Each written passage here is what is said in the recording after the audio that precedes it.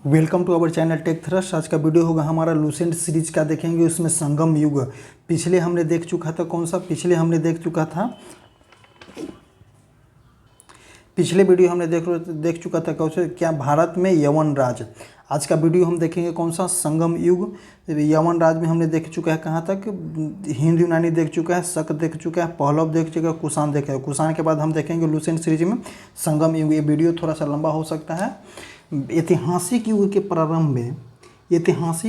प्रारंभ में भारत के क्रमबद्ध इतिहास हमें जिस साहित्य से ज्ञात होता है उसे संगम साहित्य कहते हैं। संगम शब्द का अर्थ होता है क्या, परिषद या गोष्ठी। इसमें देखेंगे हम सबसे मोस्ट इंपॉर्टेंट लाइन कौन सा है, संगम शब्द का अर्थ क्या होता है। संगम मतलब एक मिला जुला, जैसे कि शब्द परिषद, किसी संगठन या गोष्ठी क्या बोलते हैं, सेमिनार को हिंदी में गोष्ठी भी बोला जाता है। तो वही हो गया संगम शब्द का अर्थ होता है परिषद या गोष्ठी, जिसमें तमिल कवि एवं विद्वान एकत्र होते हैं। तमिल कवि होते हैं और विद्वान एकत्र होते हैं। प्रत्येक कवि अथवा लेखक अपनी रचनाओं के संगम के समक्ष प्रस्तुत करता है तथा इसकी स्वीकृति प्राप्त हो जाने के बाद किसी भी रचना का प्रकाश संभव था। अब देखते हैं परंपरा के अनुसार अति प्राचीन समय में पांड्य राजाओं के परंपरा के अनुसार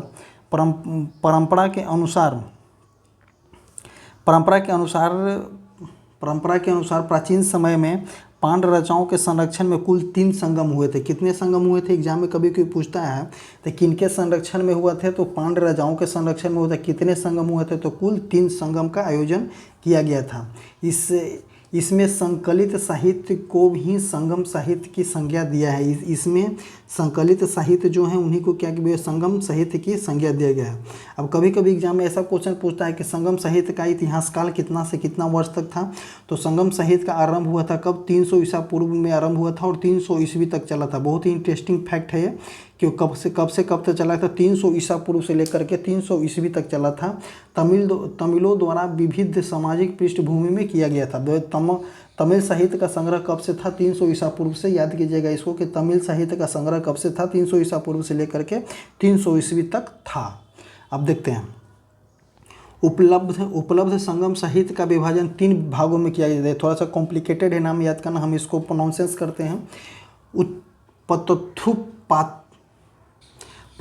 पातु इतथु थोकै पादी नेनेन कलिक कनकू, ये सब तमिल नाम है जो याद हम लोग को दिक्कत होता है पढ़ने में। तब एक बार वंस अगेन हम देखते हैं। तीन भागों में विभाजित किया था। संगम साहित्य का विभाजन 3 भागों में किया था। पहला कौन था, पतथु पातौ इतथु थोकै। तीसरा था पदिनेन कलिक्को। तिरुवल्लुर कृत जो था, कुराल तमिल साहित्य का एक आधारभूत ग्रंथ बताया जाता है। इसके विषय त्रिवर्ग आचारशास्त्र राजनीतिक आर्थिक जीवन पर पढ़ने से संबंधित है। कौन सा, तिरुवल्लुर। अब देखते हैं हम कौन सा संगम देखते हैं कि कितना के कौन से संगम हुआ था।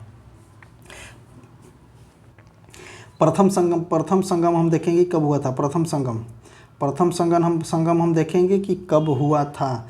प्रथम संगम हुआ था मदुरई में। कब हुआ था, 4440 ईसा पूर्व में कब हुआ था, मदुरई में हुआ था। कौन थे ऋषि अध्यक्ष कौन थे, अगस्त ऋषि थे।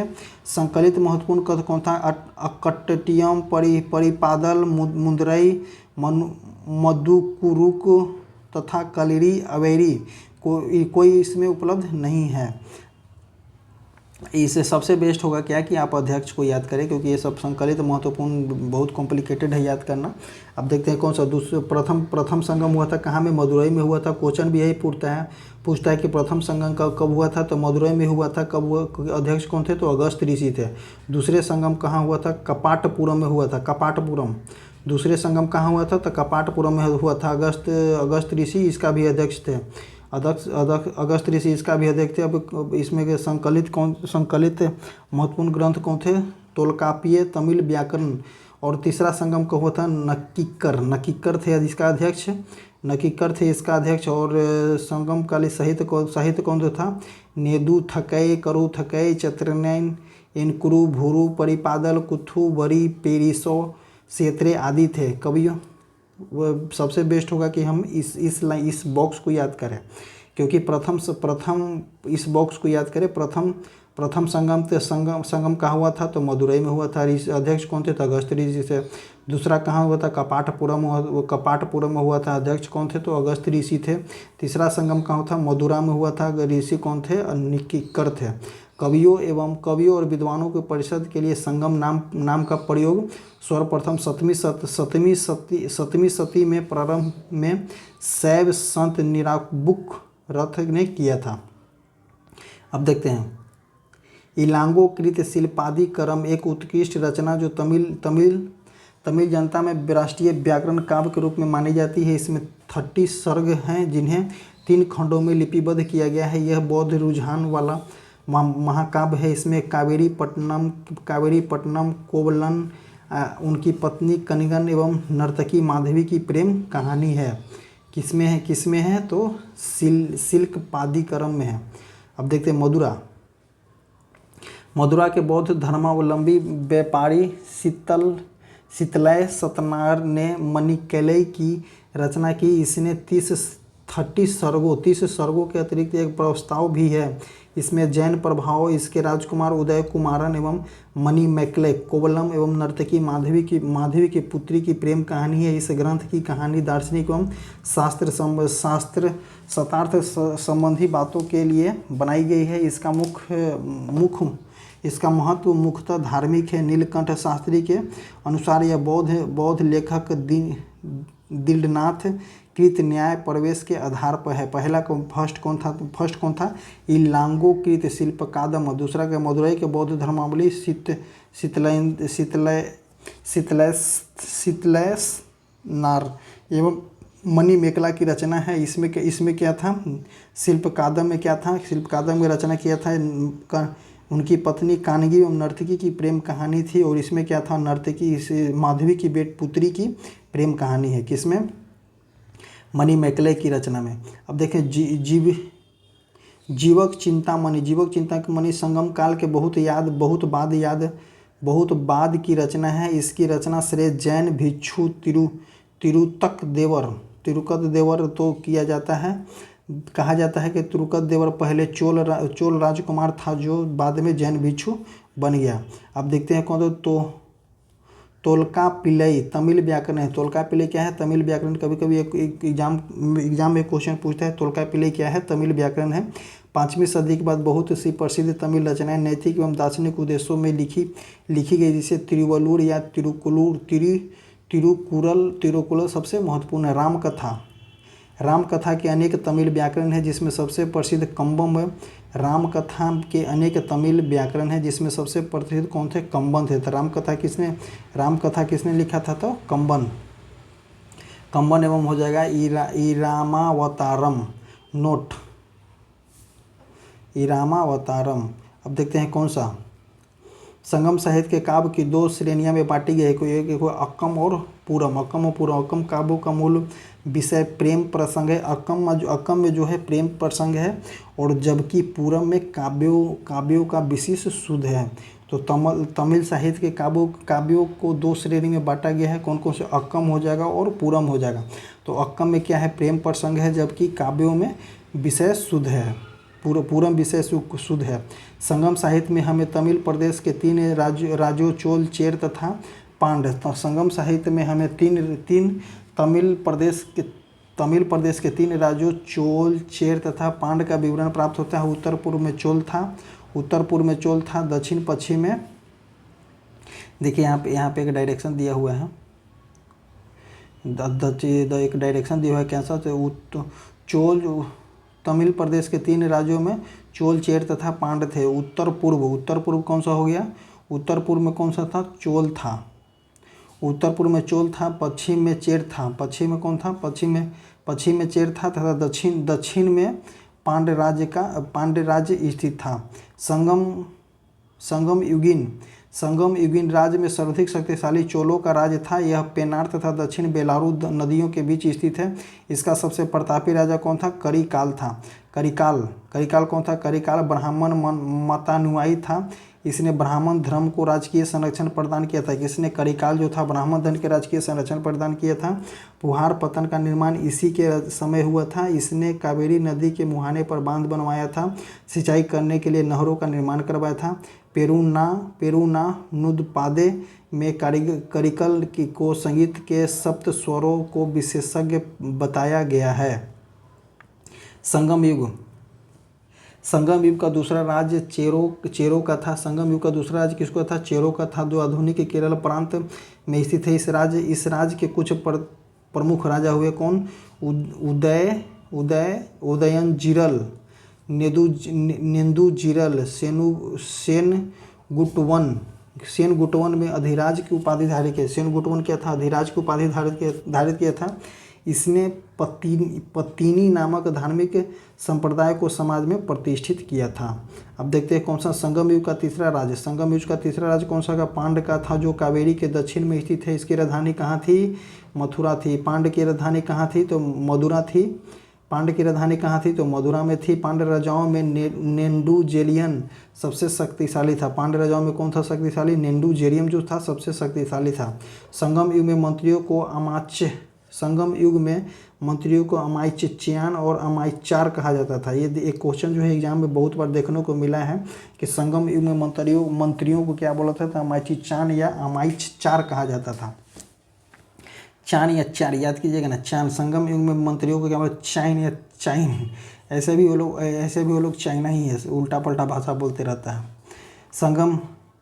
संगम राज्य में एक राज्यसभा होती थी जिसे क्या बोलते थे? संगम राज्य में एक राज्यसभा होती थी जिसे क्या बोलते हैं? नालवे बोला था। ये सब तमिल लैंग्वेज है, जो कि पढ़ने में हम लोग को कॉम्प्लिकेटेड लगता है। उसका प्रोनाउंसिएशन जो होता है डिफर होता है, जिसकी वजह से हम लोग को पढ़ने में डिफर लगता है। राजधानी में एक राज्यसभा होती थी जिसे कहते हैं नालवे कहा जाता था। यह राजा के साथ न्याय का कार्य करता था। राजा देश का प्रधान न्यायाधीश तथा सभी प्रकार के मामलों को सुनवाई में अंतिम अदालत होता था। राजा के न्यायालय को क्या बोला जाता था? मनरम बोला जाता था। ये सब जो है कॉपी पे लिख करके याद कीजिएगा, तभी याद हो सकता है कि क्या बोलते हैं। संगम युग में मंत्रियों को क्या बोला था? अमाच्युन तथा अमाचार बोला जाता था। राजधानी में एक राज्यसभा होती थी जिसे क्या बोलते हैं? नलवय बोला जाता था। राजा के न्यायालय को क्या बोला था? तो मनरम कहा जाता था। ये सब वीडियो को हम शॉर्ट में लेकर के आएंगे ताकि याद करने में आसान हो, और कॉपी पे लिख करके इसको रखिएगा ताकि तभी याद हो सकता है, अन्यथा ये सब याद होगा नहीं और एग्जाम में ये सब देखने को मिलता है। चोरी तथा व्यभिचार के अपराध के लिए दंड दिया जाता था। झूठ गवाही देने वाला का क्या जीभ काट लिया जाता है। किसमें? संगम युग में चोरी करने वाले व्यभिचार के अपराध के लिए मृत्यु दंड दिया जाता था, और झूठ या गवाही देने वाले को क्या किया जाता? जीभे काट दिया जाता था। भूमि कर नगद तथा अनाज दोनों रूपों में अदा किया जाता था।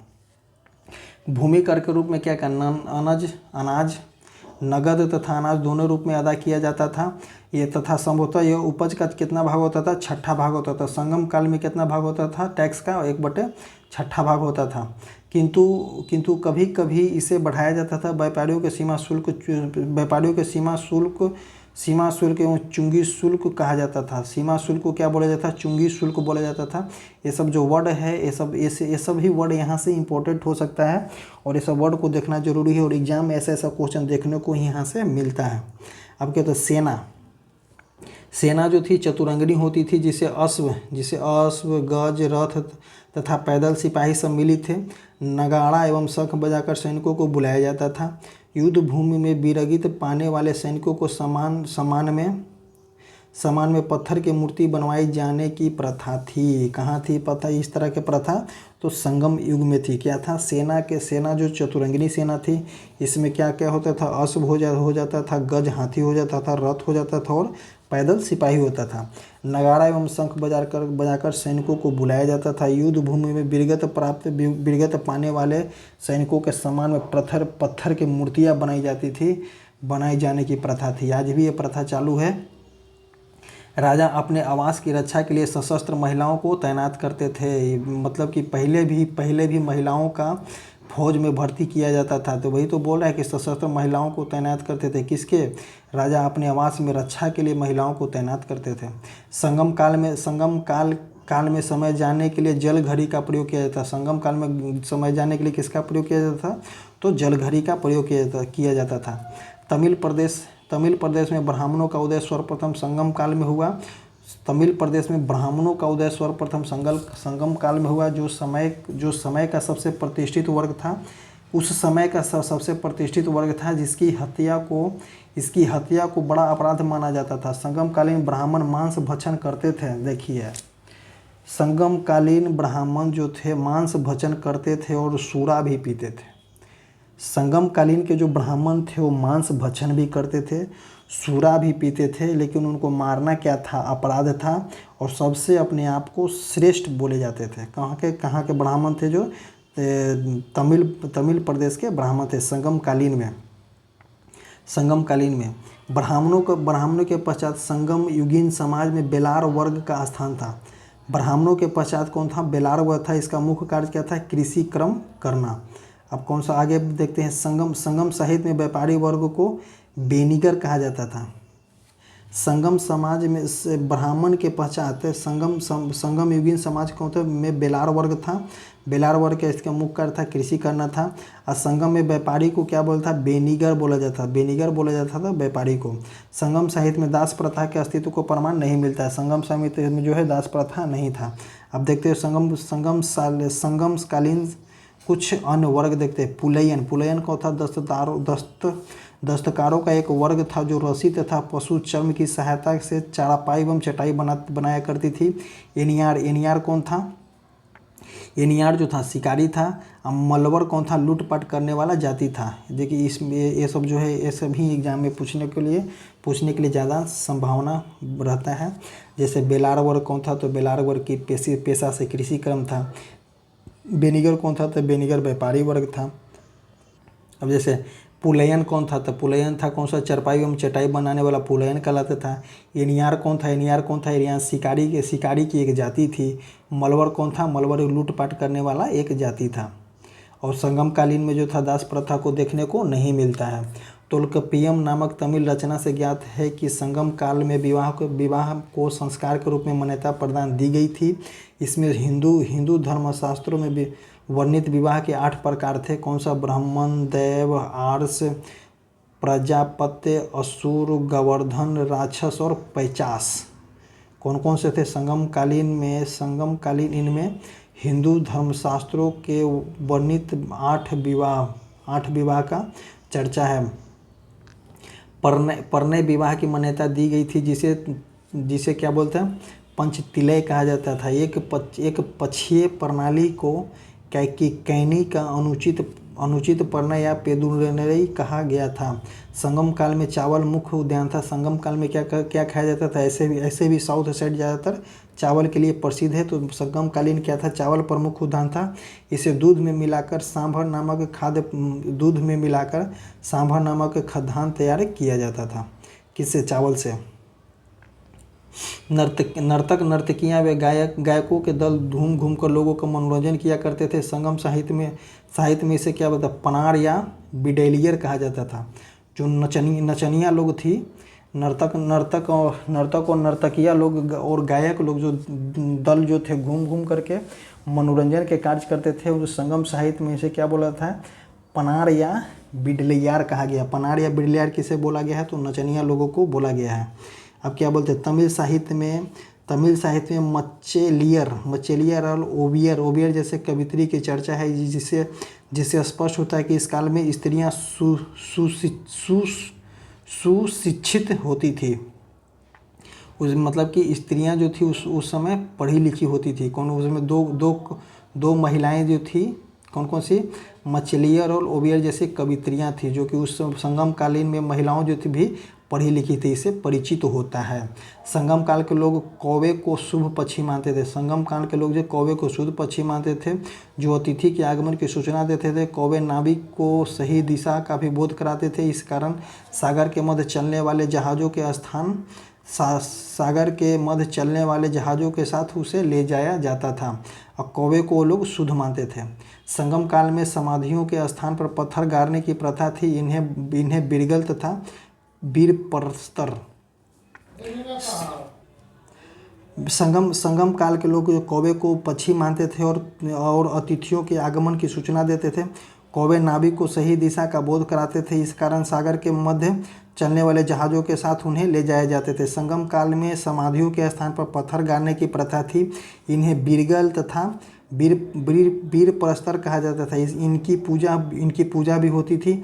प्रायः युद्ध में वीर गति प्राप्त सैनिकों के सम्मान में खड़े किए जाते थे। किनको खड़े किए जाते थे? संगम काल में समाधियों पर पत्थर गाड़ने की प्रथा थी। संगम काल में किसान को बेलार तथा उनके प्रमुखों को बेलियर कहा जाता था। संगम काल में किसान को क्या बोला जाता था? बेलार बोला जाता था। उनके प्रमुख को क्या बोला जाता था? बेलियर बोला जाता था। जैसे कि हम देखेंगे ब्राह्मण के पश्चात जो यहाँ पे था, ब्राह्मण के पश्चात बेलार वर्ग का स्थान था। इसका मुख्य काम क्या था? कृषि करना था। तो किसानों को क्या बोला जाता था? बेलार बोला जाता था। उसके प्रमुखों को क्या बोला जाता था? बेलियर बोला जाता था। अब देखते हैं हम इसके नीचे देखते हैं क्या बोला गया है। संगम साहित्य से पता चलता है कि समाज के निम्न वर्ग का महिलाओं ही मुक्त खेती का कार्य करती थी। इसे कैडेसियर भी कहा जाता है। संगम साहित्य से पता चलता है कि समाज के निम्न वर्ग का महिलाओं ही मुक्त खेती का कार्य करती थी। इन्हें कैडेसियर कहा जाता है। संगम काल में चोलों की समृद्धि का मुख्य कारण उसका सुविकसित क्या था? वस्त्र उद्योग था। उसका क्या था? वस्त्र उद्योग था। पांड्य राजा में कोकई सालियूर कोकई हो गए सालियूर तथा चेर राजाओं में बंदर प्रमुख बंदरगाह था। कोकई मोती खोजन का प्रमुख पतन था। क्या बोलता है ये? पांड्य राजाओं में कौन कौन से? कोकई सालियूर एवं चेर राज्य में बंदर जो था प्रमुख था। पांड्य राजाओं में कौन कौन से हो गए? पांड्य राजाओं में ये हुए कोकई और सालियूर, और चेर राजाओं में कौन थे? बंदर जो था प्रमुख बंदरगाह था। कोकई मोती खोजने का प्रमुख क्या था? बंदरगाह था। कोरोमंडल समुद्री तट पर पुडुचेरी से 3 किलोमीटर दक्षिण में स्थित आरिकमेडु चोल वंश का एक प्रमुख बंदरगाह था। और आरिकमेडु किसका था? आरिकमेडु चोल वंश का बंदरगाह था। कोकई या सालियूर किसका था? तो पांड्य वंश का था। और बंदर किसका था? तो बंदर चेर वंश का बंदरगाह था। बंदरगाह के बारे में हम देख लेंगे क्योंकि एग्जाम में ऐसा क्वेश्चन देखने को बहुत मिलता है कि इसको कोकई और सालियूर किसका था? पांड्य राजाओं का बंदरगाह था। चेर का किसका था? चेर का बंदर था। और आरिकमेडु किसका था? तो आरिकमेडु किसका था? तो चोल वंश का प्रमुख बंदरगाह था। इस बंदरगाह से रोम के साथ व्यापार होता था। 1945 ईस्वी में यहाँ के खुदाई से एक विशाल रोमन बस्ती का पता चला। 1945 में खुदाई हुआ था, वहाँ से एक विशाल रोमन बस्ती का पता चला। यहाँ मनकों के निर्माण का कारखाना भी था। पेरिपिलस में अरिकमाडु को पेडोक कहा गया था। पेरिपिलस में अरिकमाडु को क्या बोला था? पेडोक बोला गया है। संगम काल में ही मिस्र में एक नाविक हिप्पोपोलस ने मानसून हवाओं के सहारे बड़े जहाज़ों को सीधे समुद्र पार कर सकने की विधि खोजी थी। किसने? कि संगम कालीन में ही मिस्र के एक नाविक ने। देखिएगा इस क्वेश्चन को बहुत बारीकी से देखिए क्योंकि ये क्वेश्चन जो है एग्जाम में बनता है। संगम कालीन में मिस्र के एक नाविक ने मिस्र के नाविक कौन था? हिप्पोपोलस जो ने मानसून हवाओं के सहारे बड़े जहाज़ों को सीधे समुद्री पार करने की एक विधि खोजी थी। तमिल देश का प्राचीन देवता कौन था? मुरुगन था। कालांतर में उसका नाम सुब्रमण्यम हो गया और स्कंद कार्तिकेय के साथ उसका तदातमस्य स्थापित कर दिया गया। हिंदू धर्म में स्कंद कार्तिकेय को शिव पार्वती का पुत्र माना जाता है। हिंदू धर्म जो होता है स्कंद कार्तिकेय जो है कार्तिकेय को शिव और पार्वती का पुत्र माना गया है। स्कंद स्कंद का नाम कुमार भी है। तमिल भाषा में मुर्गन शब्द का अर्थ तमिल भाषा में मुर्गन शब्द का यही अर्थ होता है। मुर्गन का प्रतीक मुर्गा माना जाता है तथा उसके विषय में यह मान्यता थी कि उसे पर्वत पर क्रीड़ा करना अत्यधिक प्रिय है। उसका अस्त्र जो था बर्छा था। कुर्वस नामक एक पर्वतीय जनजाति की स्त्री को मुर्गन की पत्नियां माना जाता है। कुर्वस नामक एक पर्वतीय जनजाति है। उसे इस जनजाति की स्त्री को मुर्गन की पत्नियां माना जाता है। वर्ण एवं सामाजिक वर्गीकरण संगम कवियों को ज्ञात था। वर्ण एवं सामाजिक वर्गीकरण जो था संगम कवियों का ज्ञात था। संगम साहित्य में पवित्र या जादुई शक्तियाँ में विश्वास जताया गया था, जिसे अनकु कहा गया है। संगम साहित्य में जो पवित्र या जादुई शक्तियाँ हैं उसको क्या बोला गया है? अनकु बोला गया है। ऐसे जो वर्ड हैं जिसको पार्टिकुलर बोला गया है, ऐसे वर्ड को याद करना जरूरी है और एग्जाम में ऐसा ही क्वेश्चन देखने को मिलता है।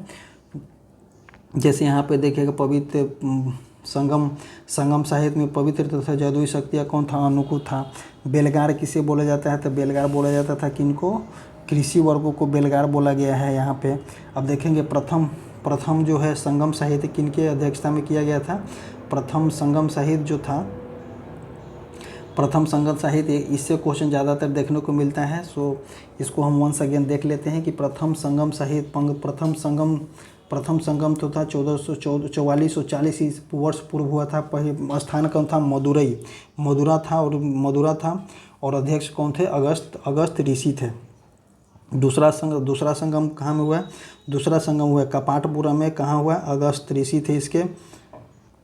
और तीसरा संगम कहाँ हुआ? मदुरा में हुआ है तीसरा संगम, और इसके अध्यक्ष कौन थे? निकिकर थे। फर्स्ट और तीसरा संगम दोनों एक जगह हुआ है। कहाँ में? मदुरा में हुआ है। पहला के अध्यक्ष कौन थे? अगस्त ऋषि थे। दूसरा के अध्यक्ष कौन थे? तो निकिकर थे। और दूसरा संगम कहाँ हुआ है? तो कपाटपुरा में हुआ है। उसका अध्यक्ष कौन थे? तो इसका भी अध्यक्ष अगस्त ऋषि थे।